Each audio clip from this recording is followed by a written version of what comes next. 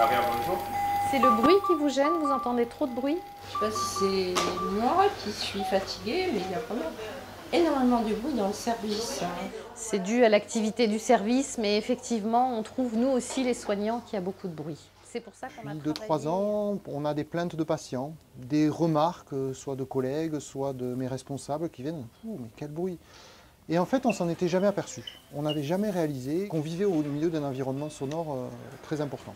Donc à partir de là, avec l'aide du C2DS, on a créé des outils pour savoir qu'est-ce qui gênait les gens. On a créé cette réglette que les infirmières ont utilisée, une grille de recueil, et ensuite, tous ensemble, on a mesuré ça. On travaille sur le bruit et on a mis en place une réglette pour pouvoir évaluer un peu les nuisances sonores du service.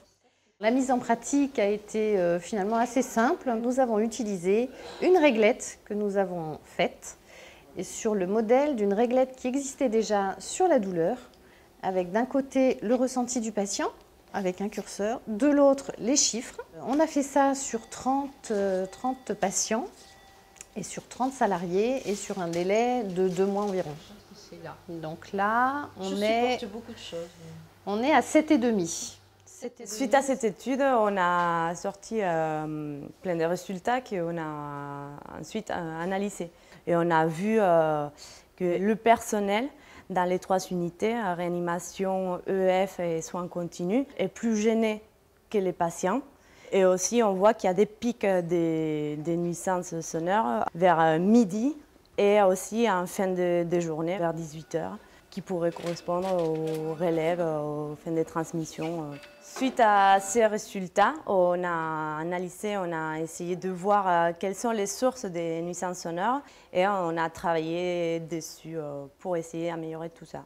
Il y a 3 thèmes qui se sont dégagés. Un premier thème lié au comportement, un deuxième thème lié aux dispositifs médicaux et un troisième aux locaux et au matériel. Pour l'aménagement des locaux, il y a des travaux qui sont envisagés dans la réanimation.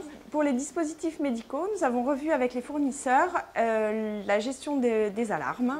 Pour sensibiliser l'ensemble du personnel à la notion du bruit, nous avons fait quelques petites règles de vie, comme écouter le patient, se calmer pour avancer, rester motivé, s'écouter les uns les autres, chuchoter pour s'invectiver.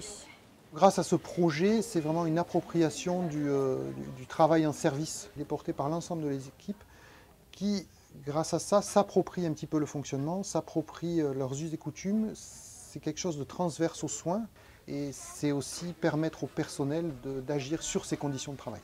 Dès qu'il y a une action portée par des salariés, proposée par des salariés, qui a du sens pour la clinique, on essaye toujours de soutenir.